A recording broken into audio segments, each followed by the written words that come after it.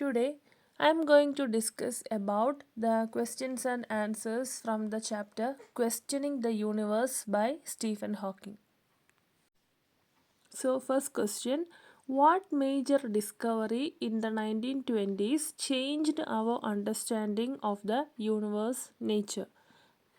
അതായത് 1920കളിൽ നടന്നിട്ടുള്ള ഏത് ഡിസ്കവറിയാണ് ഡിസ്കവറീസിനെ പറ്റിയിട്ട് ടെക്സ്റ്റിൽ പറയുന്നുണ്ട്. അതായത് യൂണിവേഴ്സിനെ പറ്റിയിട്ട് നമ്മുടെ ധാരണയൊക്കെ മാറ്റിമറിച്ചതെന്നാണ് ചോദ്യം. അപ്പോൾ ആദ്യത്തേത് 1920s ഒത്തിരി ഇതേപോലത്തെ ഡിസ്കവറീസൊക്കെ യൂണിവേഴ്സിൻ്റെ എവല്യൂഷനെ പറ്റിയിട്ട് വന്നിട്ടുണ്ടായിരുന്നു. First is about the expansion of universe 1929 അപ്പോൾ 1920s എഡ്വിൻ ഹബിൾ എന്ന് പറയുന്ന ഒരു ആസ്ട്രോണമറാണ് ഈ യൂണിവേഴ്സിൻ്റെ എക്സ്പാൻഷനെ പറ്റിയിട്ടൊക്കെ ആദ്യമായിട്ട് പറയാനായിട്ട് ഇടയായത്. വിത്ത് എവിഡൻസ് വെച്ചിട്ട് തന്നെയാണ് പറഞ്ഞത്. അതായത് ഗാലക്സി നമ്മളിൽ നിന്നിങ്ങനെ ഓരോന്നും അകന്നുകൊണ്ടിരിക്കുകയാണ്, എക്സ്പാൻഡിങ് ആണ് എന്നുള്ള രീതിയിലാണ് പറഞ്ഞത്. അതാണ് എബൌട്ട് എക്സ്പാൻഷൻ ഓഫ് ദ യൂണിവേഴ്സിനെ പറ്റി പറയാനുള്ളത്. രണ്ടാമത്തേതാണ് മെയിനായിട്ടുള്ള big bang theory. 1927 big bang theory വന്നത്. അപ്പോൾ ബിഗ് ബാങ് തിയറി എന്ന് പറഞ്ഞു കഴിഞ്ഞാലും big bang theory is the leading explanation of how our universe began. യൂണിവേഴ്സിൻ്റെ ഒരു ഒറിജിൻ അതിങ്ങനെയാണ് എന്നുള്ള രീതിയിൽ ഒരു തിയറി ആയിട്ട് വന്നതാണ് ഈ ബിഗ് ബാങ് തിയറി. എങ്ങനെയാണെന്ന് വെച്ച് കഴിഞ്ഞാൽ ഒരു സിംഗിൾ ഹോട്ട് പോയിൻ്റ്, ആ ഒരു പോയിൻ്റ് സഡൻ എക്സ്പാൻഡ് ചെയ്തു എന്നാണ് പറയുന്നത്. ഓക്കെ, എന്നാണ് 13.7 ബില്യൺ ഇയേഴ്സ് എഗോ. ഓക്കെ, ഒരു അൺഇമാജിനബിൾ സ്പീഡിൽ അത് ഇങ്ങനെ എക്സ്പാൻഡ് ചെയ്തു. അതൊരു എക്സ്പ്ലോഷൻ എന്നുള്ള രീതിയിൽ. അപ്പോൾ ആ ഒരു എക്സ്പ്ലോഷനിൽ സംഭവിച്ചത് എന്താണെന്ന് വെച്ച് കഴിഞ്ഞാൽ ഫ്രാഗ്മെൻറ്റ്സ് ഒക്കെ ഫ്ലൈ ഔട്ട് ചെയ്തിട്ടുണ്ടായിരുന്നു. അപ്പോൾ അങ്ങനെയാണ് യൂണിവേഴ്സ് ഉണ്ടായത് എന്നുള്ള രീതിയിൽ ഒരു തിയറി ആയിട്ട് വന്നു. അതാണ് ബിഗ് ബാങ് തിയറി. അടുത്തത് ക്വാണ്ടം മെക്കാനിക്സ് ആണ്.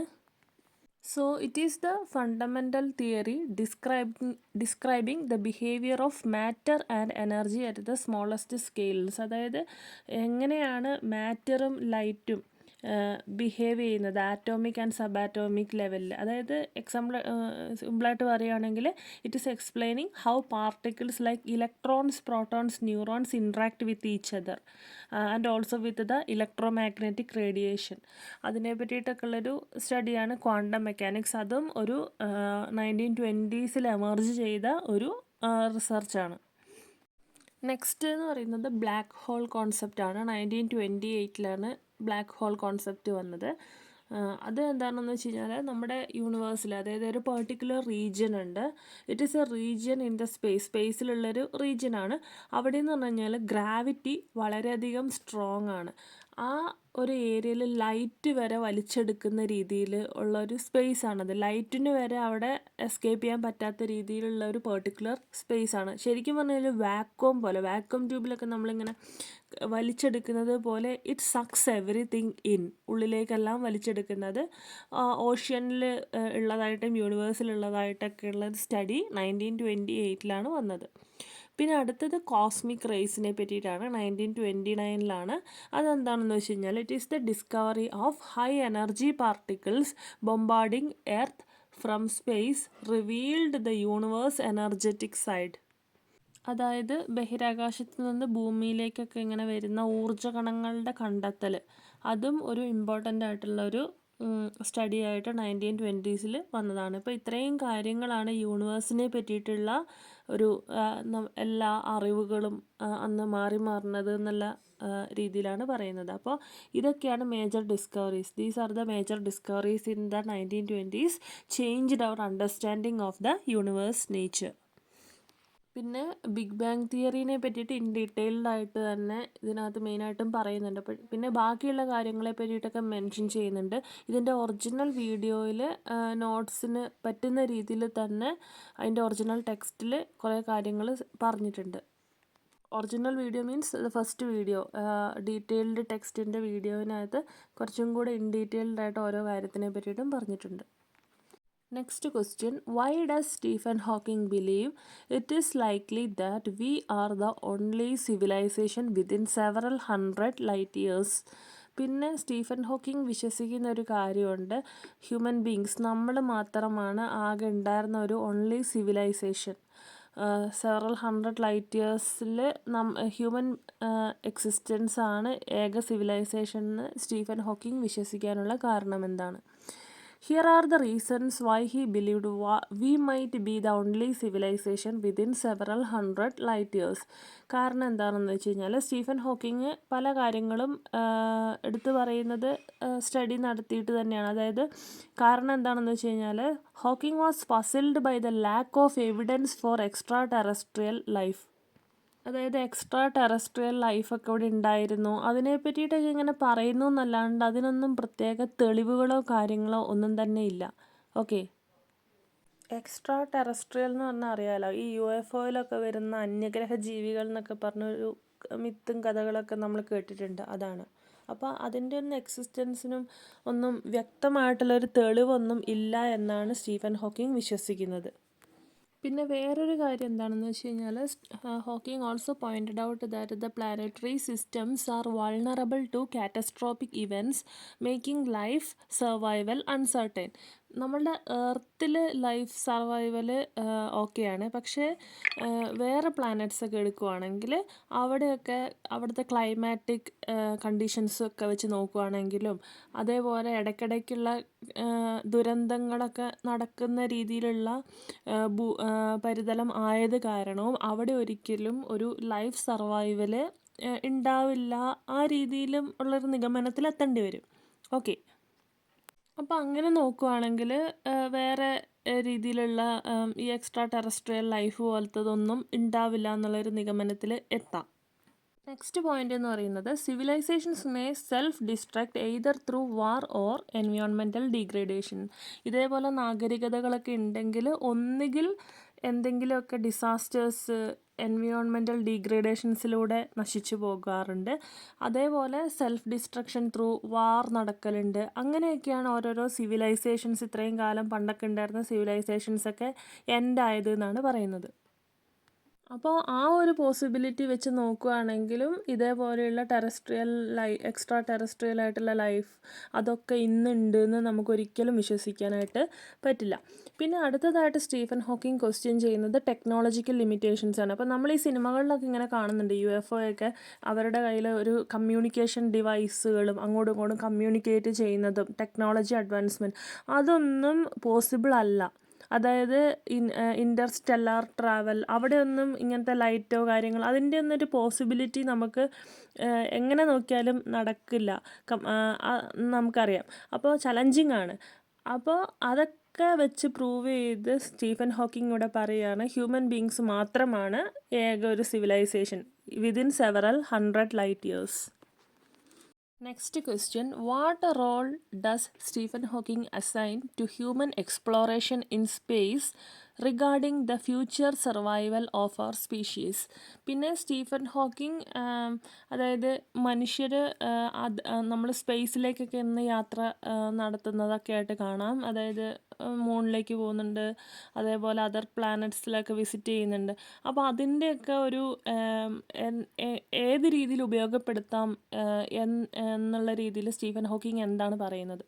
Okay, according to Stephen Hawking space exploration is very essential. അത് വളരെയധികം പ്രോത്സാഹിപ്പിക്കേണ്ട ഒരു കാര്യം തന്നെയാണ് എന്നാണ് സ്റ്റീഫൻ ഹോക്കിംഗ് പറയുന്നത്. കാരണം എന്താണെന്ന് വെച്ച് കഴിഞ്ഞാൽ he believed that earth is vulnerable to catastrophic events. പെട്ടെന്നൊരു ദുരന്തം പല ഭാഗങ്ങളിലൊക്കെ സംഭവിക്കുമ്പോൾ ആ ഒരു പ്രദേശം നശിച്ചു പോകാം. ആസ്ട്രോയിഡ് ഇമ്പാക്ട്സ്, അതേപോലെ ഇപ്പോൾ വോൾക്കാനിക് ഇറപ്ഷൻ നടക്കുകയാണെങ്കിൽ അങ്ങനെ ക്ലൈമാറ്റിക് വേരിയേഷൻസ്, പ്രളയം വരിക, വരൾച്ച വരിക, അതേപോലെ ഇപ്പോൾ ഒരുപാട് മൈനിങ് കാര്യങ്ങൾ റിസോഴ്സസ് ഒക്കെ എക്സ്പ്ലോയിറ്റ് ചെയ്യപ്പെട്ടിട്ടുണ്ട്. അപ്പോൾ അങ്ങനെയൊക്കെ വെച്ച് നോക്കുമ്പോൾ ഭാവിയിലെ തലമുറയ്ക്ക് അവിടെ ഉപയോഗത്തിന് ഉണ്ടാകില്ല എന്നുള്ള ഒരു ക്വസ്റ്റ്യൻ മാർക്ക് അവിടെ ഉണ്ട്. അപ്പോൾ അതവിടെ നിൽക്കട്ടെ. Humanities tendency for self destruction such as nuclear war, environmental degradation, ഞാൻ നേരത്തെ പറഞ്ഞതിൽ വേറെ ഒന്നും കൂടെ ആഡ് ചെയ്യണം, ന്യൂക്ലിയർ വാർ, ഇതൊക്കെ സംഭവിച്ചേക്കാവുന്ന കാര്യമാണ്. അപ്പോൾ ഭൂമിയിലെ റിസോഴ്സസ് എന്ന് പറഞ്ഞു കഴിഞ്ഞാൽ കുറച്ചേ ഉള്ളൂ. അതായത് ഇനി ഒരു 100 വർഷം ജീവിക്കാനുള്ളതും അത് കഴിഞ്ഞിട്ടുള്ള റിസോഴ്സസ് ഒന്നും ഇവിടെ ഉണ്ടാവണമെന്നില്ല. അപ്പോൾ അങ്ങനെ നോക്കുകയാണെങ്കിൽ സ്പേസ് എക്സ്പ്ലോറേഷൻ ഇതേപോലെയുള്ള new resources and energy sources നമ്മൾ മറ്റ് സ്ഥലങ്ങളിൽ നിന്നും തേടേണ്ടി വരും. അതുകൊണ്ട് തന്നെ ഇതേപോലത്തെ സ്പേസ് എക്സ്പ്ലോറേഷന് സ്റ്റീഫൻ ഹോക്കിംഗ് പ്രോത്സാഹിപ്പിക്കുകയാണ്. Next question. Given challenges to the next 100 years, what actions does Stephen Hawking suggest humanity should prioritize for survival? അപ്പോൾ ഇനി അപ്കമിങ് ആയിട്ട് ഉള്ള വർഷങ്ങളിലൊക്കെ ഒരുപാട് ചലഞ്ചസ് ഹ്യൂമാനിറ്റി ഫേസ് ചെയ്യേണ്ടി വരുന്നുണ്ട്. അപ്പോൾ എന്തൊക്കെ കാര്യങ്ങളാണ് ഹ്യൂമാനിറ്റി, അതായത് നമ്മളോട് എല്ലാവരോടും കരുതാനായിട്ട് പറയുന്നത്? അതായത് കുറേ കാര്യങ്ങൾ ചെയ്തു വെക്കാനുണ്ട് in order for the survival for the next 100 years. അതെന്തൊക്കെയാണ് എന്നാണ് ചോദ്യം. Stephen Hawking identified several challenges facing humanity in the next 100 years and suggested some actions for survival. ഇവിടെ സ്റ്റീഫൻ ഹോക്കിംഗ് കുറച്ച് സജഷൻസ് പറയുന്നുണ്ട് ഫോർ സർവൈവൽ, എക്സിസ്റ്റൻസിന് വേണ്ടിയിട്ട് കുറേ കാര്യങ്ങൾ ചെയ്യണം എന്നാണ് പറയുന്നത്. ഈ ചലഞ്ചസ് എന്ന് പറയുന്നത് may be climate change, climatic issues, അതായത് മഴ തോരാതെ നിന്ന് പ്രളയം ഉണ്ടാവുക, അതേപോലെ വരൾച്ച ഉണ്ടാവുക, അല്ലെങ്കിൽ ന്യൂക്ലിയർ വാർ, അതേപോലെ പാൻഡമിക്സ്, പകർച്ചവ്യാധികൾ കാരണം അങ്ങനെ സംഭവിക്കാം. പിന്നെ ഇന്ന് വളർന്നു വരുന്ന AI, ആർട്ടിഫിഷ്യൽ ഇൻ്റലിജൻസിൻ്റെ മിസ്യൂസ് കാരണം പ്രൈവസി ഇഷ്യൂസ് ഒരുപാട് ഉണ്ടായേക്കാം. ഓക്കെ, പിന്നെ അതേപോലെ ആസ്ട്രോയിഡ് ഇമ്പാക്ട്സ്, അതായത് ആകാശത്ത് നിന്നുള്ള ഇതേപോലെയുള്ള കാര്യങ്ങളൊക്കെ ഭൂമിനെ ബാധിച്ചേക്കാം. പിന്നെ over population, resource depletion, cyber attack, ഇതേപോലെ ഒരുപാട് ചലഞ്ചസ് നമുക്ക് ഇനി അങ്ങോട്ടേക്ക് നമ്മൾ എക്സ്പെക്റ്റ് ചെയ്യേണ്ട കുറേ കാര്യങ്ങളാണ്. അപ്പോൾ ഇതിൽ നിന്നൊക്കെ മോചനം നേടാനായിട്ടും ഒരു ചെറിയൊരു അംശത്തിൽ നമുക്കൊരു സേഫായിട്ടിരിക്കാൻ എന്തൊക്കെ കാര്യങ്ങൾ ചെയ്യണം എന്നുള്ള രീതിയിലാണ് പറയുന്നത്. Hawking suggested actions for survival such as transition to solar, wind and other sustainable energy sources. നമ്മൾ എനർജി സോഴ്സായിട്ട് നമ്മൾ സോളാർ പവർ യൂസ് ചെയ്യുക, വിൻഡ് എനർജി യൂസ് ചെയ്യുക, അതേപോലെ സസ്റ്റൈനബിൾ എനർജി സോഴ്സസ് അതിൻ്റെയൊക്കെ ഒരു ഉപയോഗം കൂട്ടുക എന്നുള്ള രീതിയിൽ സ്റ്റീഫൻ ഹോക്കിംഗ് പറയുന്നു. Next, develop technologies to mitigate climate change effects. പിന്നെ ഒരുപാട് ഇങ്ങനത്തെ പ്രളയങ്ങൾ, അങ്ങനത്തെ കുറേ കാര്യങ്ങളിൽ നിന്നൊക്കെ സംരക്ഷണം നേടാനായിട്ട് ടെക്നോളജിക്കൽ അഡ്വാൻസ്മെൻറ്റ് തേടുക, കുറേ കാര്യങ്ങളൊക്കെ കണ്ടുപിടിക്കുക, എങ്ങനെ ഇതിനെയൊക്കെ നമ്മൾ സംരക്ഷിക്കാം, ടെക്നോളജി യൂസ് ചെയ്തുകൊണ്ട് എങ്ങനെ ഇതിൻ്റെ എഫക്റ്റ് കുറയ്ക്കാം എന്നുള്ള രീതിയിലൊക്കെ നമുക്ക് കണ്ടുപിടിക്കാം. Reduce and eliminate nuclear weapons അതിൻ്റെ ഉപയോഗമൊക്കെ റെഡ്യൂസ് ചെയ്യുക അല്ലെങ്കിൽ ഇല്ലാതാക്കുക. Establish human settlements on moon and Mars to develop safer and more efficient nuclear energy. പിന്നെ ഹ്യൂമൻ സെറ്റിൽമെൻറ്റ് പോസിബിൾ ആയിട്ടുള്ള സ്ഥലങ്ങളുണ്ട്. അവിടെ നമ്മളൊരു പ്ലാൻ ബി എന്ന് പറയുന്നത് പോലെ ഒരു സോഴ്സായിട്ട് ഒരു പ്ലേസായിട്ട് നമ്മൾ കരുതി വെക്കുക. എക്സാമ്പിൾ മൂൺ, മാർസ് ഒക്കെ. Enhance global cyber defences. Okay, പിന്നെ സൈബർ അറ്റാക്ക്, അതിൽ പെട്ടെന്ന് ഇങ്ങനെയൊക്കെ ആൾക്കാർക്കൊരു ഭീഷണിയായിട്ട് വരുമ്പോൾ അതിനെ എങ്ങനെ നേരിടാം, അതിന് മുൻകരുതലെടുക്കുക. Next, develop technology for interstellar exploration. ഇതേപോലെ ലൈഫ് പോസിബിൾ ആയിട്ടുള്ള സ്ഥലങ്ങളിലേക്കും റിസോഴ്സ് ഒക്കെ നമുക്ക് കരുതുന്നതിന് വേണ്ടിയിട്ട് ഇതേപോലെയുള്ള ഇൻ്റർസ്റ്റെല്ലാർ എക്സ്പ്ലോറേഷൻ അതിന് വേണ്ടിയിട്ട് പ്രോത്സാഹനം കൊടുക്കുക. ഇത്രയും കാര്യങ്ങൾ നമ്മൾ ചെയ്യണം എന്നുള്ള രീതിയിൽ സജഷൻസ് ആയിട്ട് സ്റ്റീഫൻ ഹോക്കിംഗ് പറയുന്നു. Next question, how does the concept of universe creating itself out of nothing challenge the traditional ideas about the origin of universe? അപ്പോൾ ഈ പറയുന്നൊരു കോൺസെപ്റ്റ് നോക്കുക, universe creating itself out of nothing എന്ന് പറയുന്നത്. അതായത് universe എന്ന് പറയുന്നത് പെട്ടെന്ന് ഉണ്ടായ ഒരു വസ്തുതയാണ്, ഒന്നിൽ നിന്നും പൊട്ടിമുളച്ചതല്ല. യൂണിവേഴ്സായിട്ട് തന്നെ എക്സിസ്റ്റിംഗ് എന്നുള്ള രീതിയിൽ നമുക്ക് എടുക്കാം. ഓക്കെ, അപ്പോൾ ആ ഒരു കോൺസെപ്റ്റും പിന്നെ traditional ideas about the origin of universe, ഒത്തിരി കാര്യങ്ങളുണ്ട് ഈ യൂണിവേഴ്സ് ഇങ്ങനെ ഉണ്ടായി അങ്ങനെ ഉണ്ടായി എന്ന് പറയുന്നത്. അപ്പോൾ ഇത് രണ്ടും തമ്മിൽ എങ്ങനെയാണ് അഭിപ്രായ വ്യത്യാസം വരുന്നത്? സ്റ്റീഫൻ ഹോക്കിങ്ങിൻ്റെ കോൺസെപ്റ്റ് അനുസരിച്ച് എങ്ങനെയാണ് യൂണിവേഴ്സ് ഉണ്ടായത്, അതാണ് സ്റ്റീഫൻ ഹോക്കിങ്ങിൻ്റെ കോൺസെപ്റ്റാണ് എന്താണ് concept of universe creating out of nothing എന്ന് പറയുന്നത്. പിന്നെ കുറച്ച് ട്രഡീഷണൽ ഐഡിയാസ് ഉണ്ട്. ട്രഡീഷണൽ ഐഡിയ എബൌട്ട് ക്രിയേഷണലിസം അതെന്താണെന്ന് വെച്ച് കഴിഞ്ഞാൽ, യൂണിവേഴ്സ് എന്ന് പറയുന്നത് ഒരു ഡിവൈൻ ബീയിങ് ക്രിയേറ്റ് ചെയ്താണ്. അതായത് ഭൂരിഭാഗം ആൾക്കാരും വിശ്വസിക്കുന്നത് പോലെ ദൈവം ഉണ്ടാക്കിയതാണ് യൂണിവേഴ്സ് എന്നുള്ള രീതിയിൽ. Universe emerged from a primordial egg. പിന്നെ പറയുന്ന വേറൊരു കോൺസെപ്റ്റാണ് ഒരു എഗ്ഗിൽ നിന്നും ഇതാവുന്നത് പോലെ വന്നതാണ് യൂണിവേഴ്സ് എന്ന് പറയുന്നത്.